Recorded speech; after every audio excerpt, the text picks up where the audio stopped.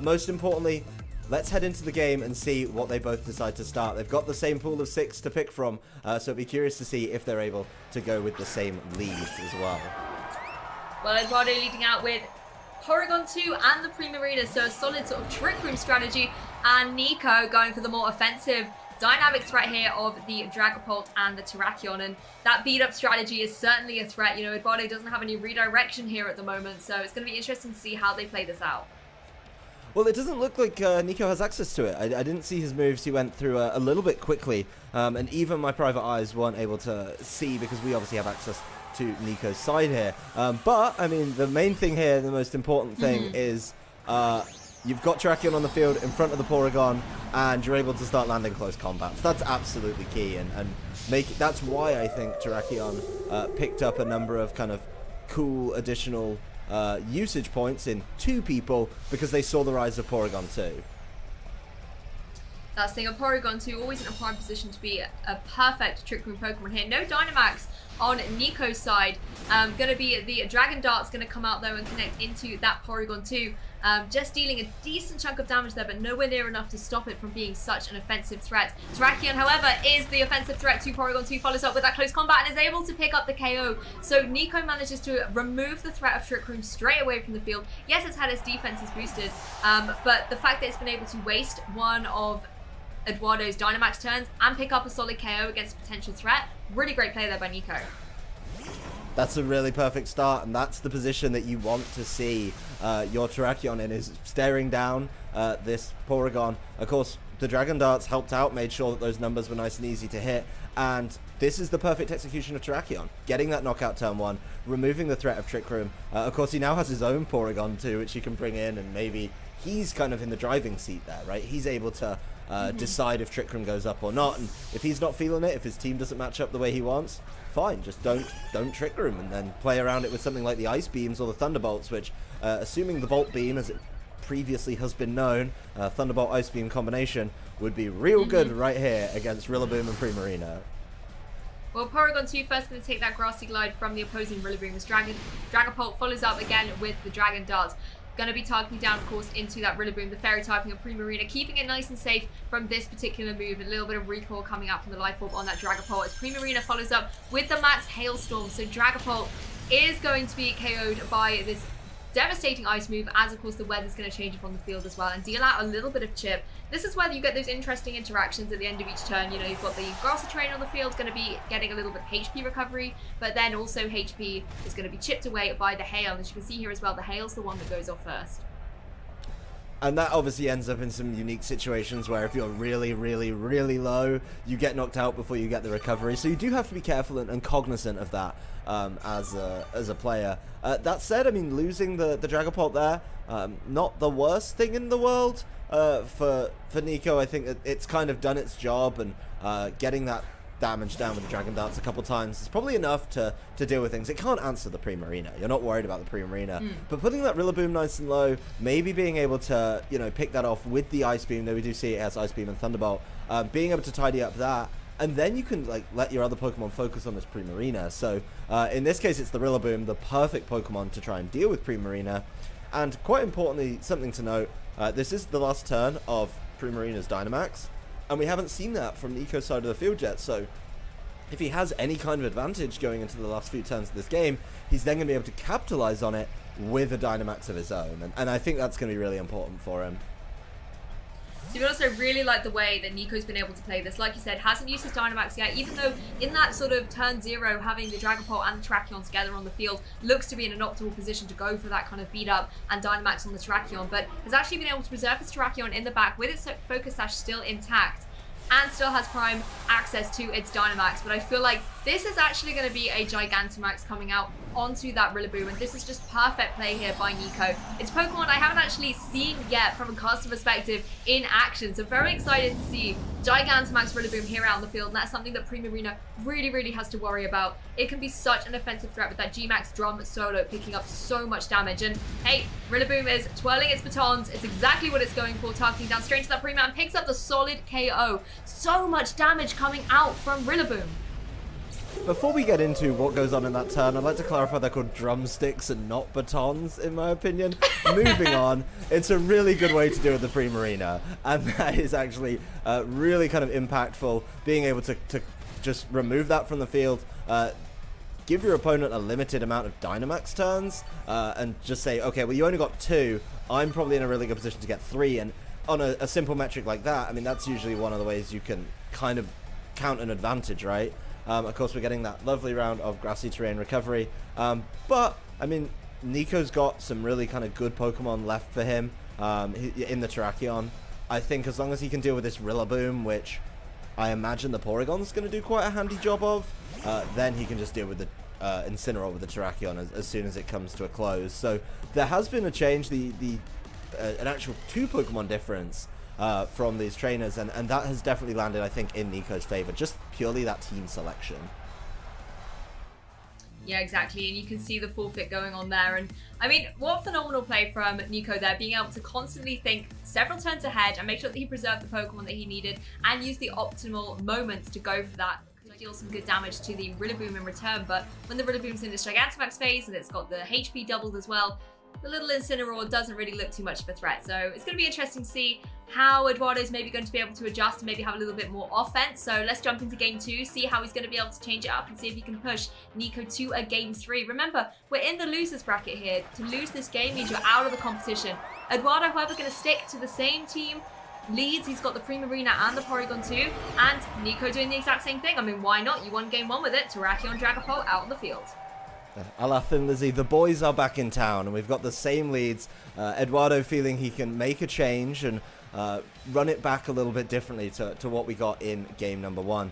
That said, I'm not sure there's actually too many big options for him there. It looks like Nico, based on what I saw from a little sneak of his move selection there, maybe making kind of a call here, and assuming something's going to change in and out and go from there. So we'll see if the Terrakion's able to push on in the Dynamax form, which we're going to be getting. And personally, I don't think we've seen many Dynamax Terrakions. We saw one yesterday, and it just wasn't as impactful as I think it could have been. And this could be a very quick change.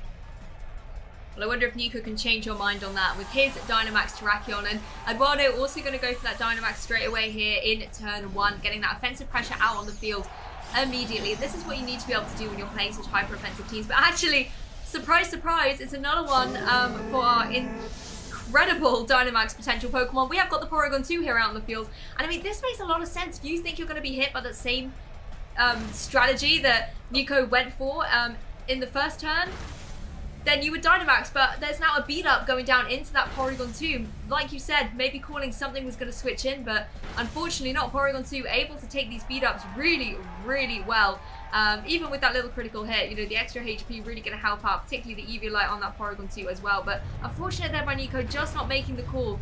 As Max Rockfall follows up from that Terrakion into that Porygon 2. I mean, if he'd gone for the beat up into its own Terrakion, that would have been outstanding. That's an interesting one. That's certainly a curious one. And Primarina just lands a Blizzard in the Sandstorm. That's a pretty crazy amount of damage. We'll see what follow-up comes through from this Porygon. As it is, of course, Dynamax, another one that maybe people don't expect. The Max Hailstorm heading towards the Terrakion. This is a lot more of an offensive play from Eduardo. I mean, the thing with Dynamax Porygon 2 is it actually is a really disruptive Pokemon. I mean, it's very hard to take down with the additional HP and bulk, so you always want to leave it alone and not waste your resources trying to double into it, pick up KOs while its partner Pokemon, it kind of has free reign and is there unchecked on the field. But at the same time, even though Porygon 2 can't deal out so much damage, you're not as worried about it, those rolls will be stacking up against you, and particularly with Pokemon like Rillaboom, you don't want to be hit by another one of those Ice-type moves straight into that slot. It would be really damaging to the Rillaboom's HP, so that when Porygon 2 maybe comes out of its Dynamax, it can then clean up and pick up a solid KO. Yeah, I actually missed earlier that Nico does have the beat up himself. I didn't get to read all the way down the menu, and curious to see it heading towards the Porygon rather than something like the Terrakion, right? That's usually where you want to see that one come. And that's the call I was talking about, right? Like, thinking, obviously he knows Eduardo has the Dragapult. If Dragapult comes in there to take a fighting move, kind of responding to what Nico did in turn 1 of game 1, then it makes a little more sense, right? You land the beat ups, it's obviously a dark type move, and it does better there, but it's so risky to throw both your moves when you could beat up your own Terrakion, get the boost, and then just Rockfall, and you'd catch a Dragapult on the switch anyway. So really curious to go from there. I mean, that's the best I can fathom for it, as these Rockfalls are, to put it politely, underwhelming. Consider me whelmed. I mean, Porygon 2 there just being an absolute tank on the field here, just absorbing so much of this damage. Rillaboom is going to not take so much damage from that Max Hailstorm, but again, these are just going to be adding up, you know, through the Protect as well. That still actually does such a decent amount of damage. Max Rockfall, like you said, was a little bit underwhelming, but anything can go up against this Porygon 2. And I think you're right, though. If you were Nico, you potentially thought that Dragapult would come in, and if he doesn't have, you don't necessarily have a Ghost type move that would be an instantaneous damage one. You know, often you have those Phantom Forces that are those 2-charge moves. So you need to go for that beat up to be able to make sure that you try and pick up the KO against the Dragapult. But definitely high risk. Sadly, not the reward there for Nico, but you know, he's a game up. It's loser's bracket. You have to sometimes take those risks in order to stay in the competition. Porygon 2 still looking to be really strong in that Dynamax though, Adam. Porygon 2 Dynamax has actually been putting in work, I'm going to be honest. Like, these Max Hailstorms, once you got the hail up and you know, you can control it and go from there, it's really good. I mean, obviously the Max Rockfalls, we're just having this constant change of weather back and forth and back and forth. And it's not the easiest to deal with, but I think on paper, I think if you added it up, the Porygon 2's probably done more with its Dynamax turns, damage-wise, than the Terrakion from Nico's side. So certainly an interesting one, but it's getting good value out of it and making this game really interesting for us to watch. Yeah, particularly if we add up the residual damage from that Hail Chip as well. Incineroar, though, does have to take the Max Knuckle, does deal so much damage, enough to put the Berry on there as well. So Incineroar losing its item pretty early on here. Max Hailstorm, once again, going to come out. This time target down into that Porygon 2, dealing about 1/3 of damage as Incineroar goes for that Burning Jealousy. So actually, very interestingly enough, gonna go and connect onto, obviously, the Porygon 2 and the Terrakion and burn them, thanks to that Max Knuckle boosting up the attack. That Incineroar's Jealous is gonna burn for the troubles, basically rendering this Terrakion useless. Yes, Terrakion's in a real sticky situation now. It probably wants to start close combating and taking advantage of that attack boost, but to use a move like Max Knuckle, which obviously you want to for the increased damage, is so risky. You know about Burning Jealousy, and Burning Jealousy is a really cool addition to Incineroar. I think it's a Pokemon that obviously is getting a lot of use because of its natural kit, but those move slots have always been up for debate, and to see people leaning into the Burning Jealousy, particularly as we've come towards the end of our regional brackets and of course our top 16 finals, it's just added up. I think it's a cool move, and it's, if you make reads, you get so well rewarded for it, right? You know, we all know by now which max moves boost stats, which ones lower stats, and as soon as you go, well, it's a Terrakion, then alright, it's going to Max Knuckle at some point. If I call that Max Knuckle turn, then I'm going to be able to Burning Jealousy, and I'm going to land the burn on it. And now that Terrakion, that's, I mean, it's going to be doing a pitiful amount of damage. That's the thing, is Porygon 2, you're really able to take that close combat, and now in a prime position where it can easily go for that recover and just cause a lot of problems for Nico further down the line in this match. Porygon 2 going to go for the Thunderbolt though and follow up and actually be able to pick up the KO. So Porygon 2 versus Porygon 2 here, and it looks like Nico's one has actually come out on the end there. Terrakion though really is kind of dead weight in this battle at the moment. It's not applying a lot of offensive pressure, and I think about the only thing that it could potentially do is try and get some Rock Slide flinches just to help out that Porygon 2 later on. Maybe trying to go for some of those Thunderbolts into the Primarina and just stack up some damage that way. But really, you need your Terrakion to be able to deal that damage. You got that +1 attack from the Max Knuckle. Out of Dynamax, you really want to be able to utilize that, but Burning Jealousy has something to say about it for sure.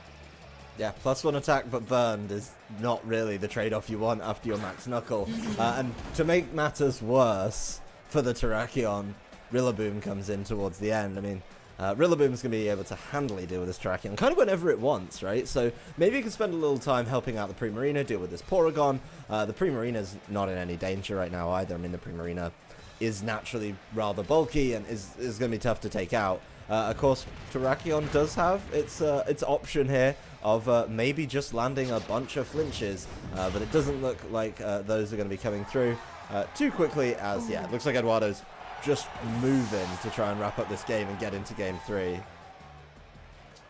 Yeah, so much damage coming out from that Rillaboom. No flinches here. Blizzard also going to connect from the Primarina, of course, to the hail up as well, really helping out the accuracy of that move, as we know it's not always the most reliable. And Edoardo being able to pick up that solid KO just really does put him back into such an offensive pressure here in this match. You know, I think you actually touched on it earlier, Adam. It really came down to the Dynamax here. Dynamax and Porygon 2, a really unconventional choice, but it put in work. And I think the critical thing was it allowed that Porygon 2 to stay on the field, so that that Dynamax was in full use the whole 3 turns. Porygon 2 was able to come down at relative decent health, and it just meant that Eduardo's Dynamax Pokemon wasn't a prime target, wasn't going to be KO'd, and now he's sitting down facing against a Rillaboom.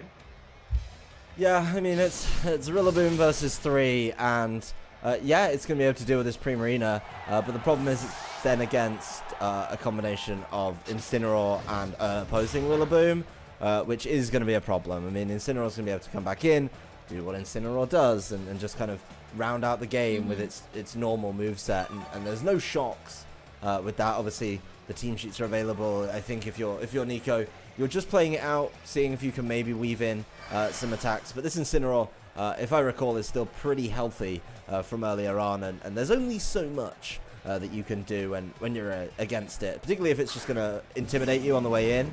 Then by time with Fake Out, and yeah, it's at nearly 75% health. You've really got to be going some after the Intimidate as well to knock it out. So it looks like Eduardo's just going to wrap this one up. A much slower game, I think, than game number 1. But that's kind of learning his way around the matchup a little better and making a really cool adaptation. Yeah, Nico here just going to burn the Fake Out from the Incineroar. That doesn't actually even transpire. The Wood Hammer going to come out and connect into that Protect as Incineroar goes for that Flare. But it's just knowing that the offensive pressure is more than enough from Eduardo here to pick up the KO against that Rillaboom. But I think it's critical as well for Nico here to take this extra time, you know, even though it does look a little bit desolate for him, to be able to start thinking about how he's going to approach game 3 and what adjustments he's going to be able to make. High Horsepower does connect onto the Incineroar. That's maybe a good bit of knowledge for him about how much that move would do, you know, with the Intimidate going into game 3. But the Rillaboom on Eduardo's side able to pick up the solid KO, and we're pushing it to a game 3, Adam.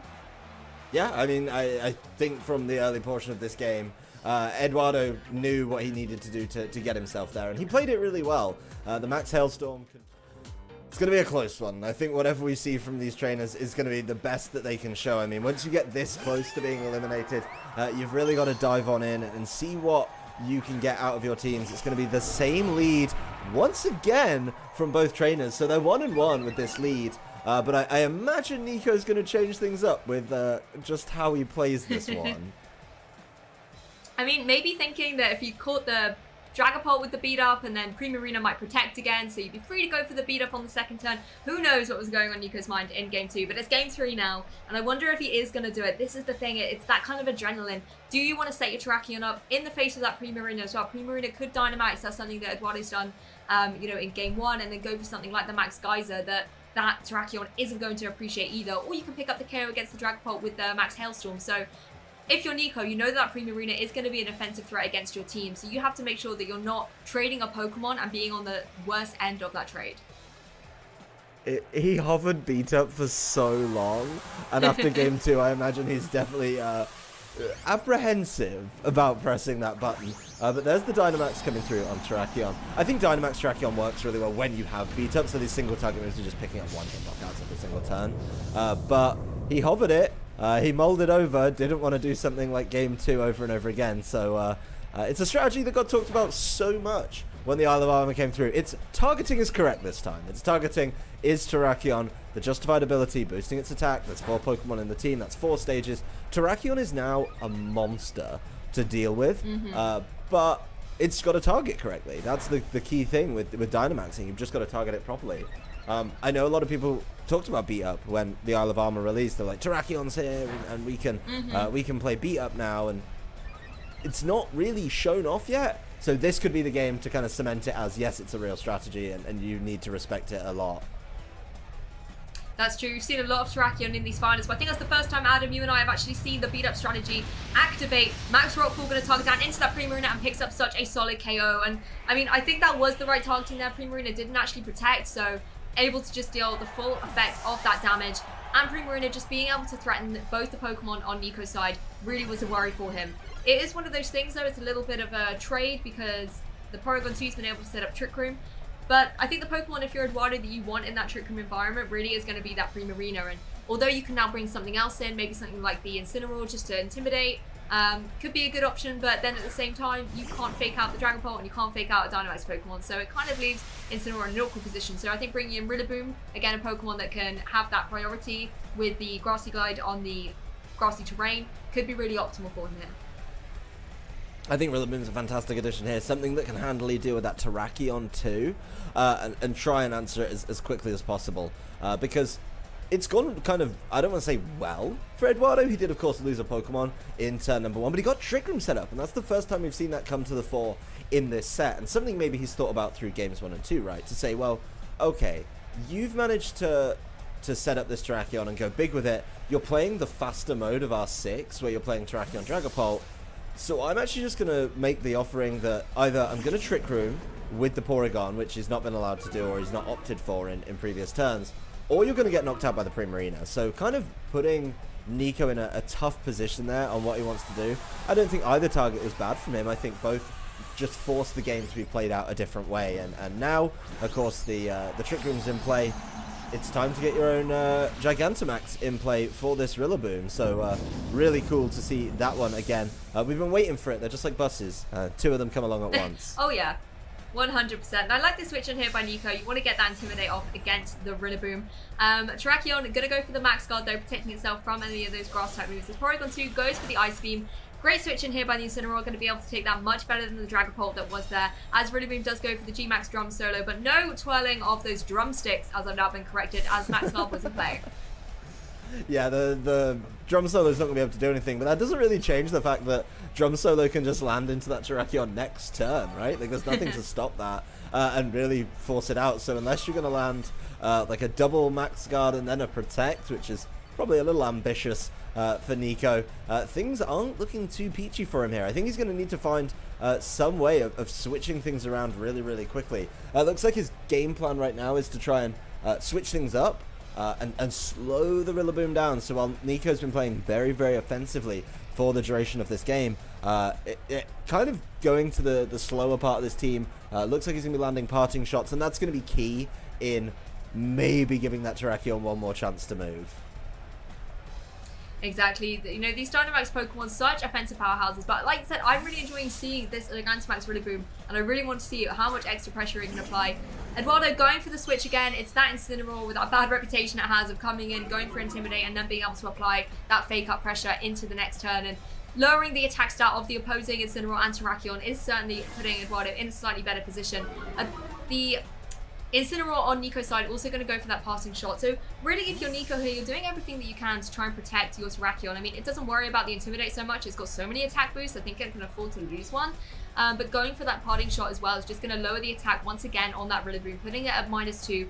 With the relatively healthy stat of that Terrakion at the moment, it might be able to survive a G-Max Drum Solo. I mean, it would definitely be really precarious, but if you're Nico, you've got to do everything that you can in order to try and enable it. But here we go. Taking center stage is the Gigantamax Rillaboom, and Terrakion is actually able to hang on with 47 HP.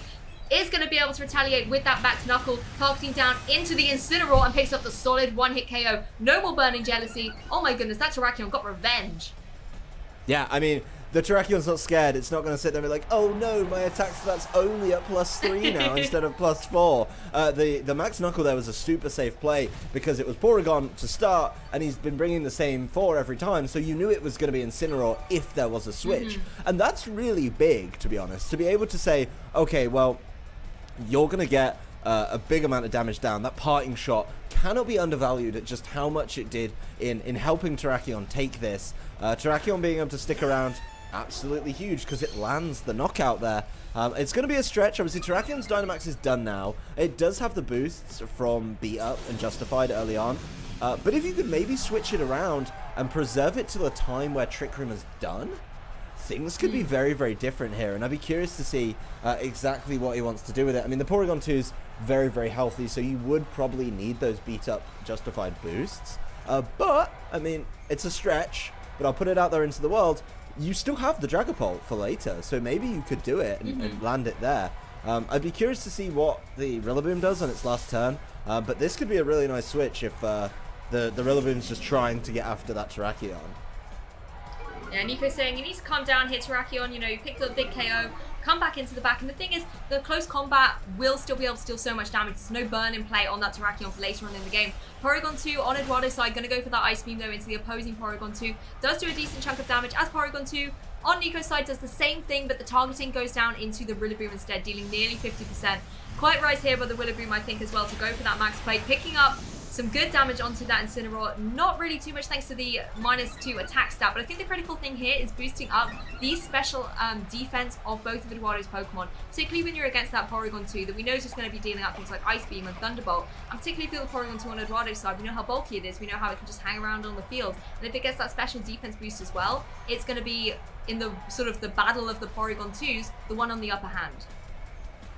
Yeah, but I mean, the special defense boost is all well and good against the Porygon, but those aren't the offensive threats on Nico Davide's side of the field, right? He's got so many things in the back, such as Terrakion, Dragapult, which are going to be able to cause a problem. And key to note, I mean, that switch into Incineroar is great on a couple of reasons. Of course, he's able to take attacks a lot better. He's able to take the Max Quake in particular a lot better than the Terrakion would have been able to. He lands another Intimidate, and he's still in a position to land another Parting Shot, right? So he could really take this Rillaboom completely out the game by lowering its attack to a negligible -3. And then once he goes from there, you've just got to deal with the Porygon, and at some point,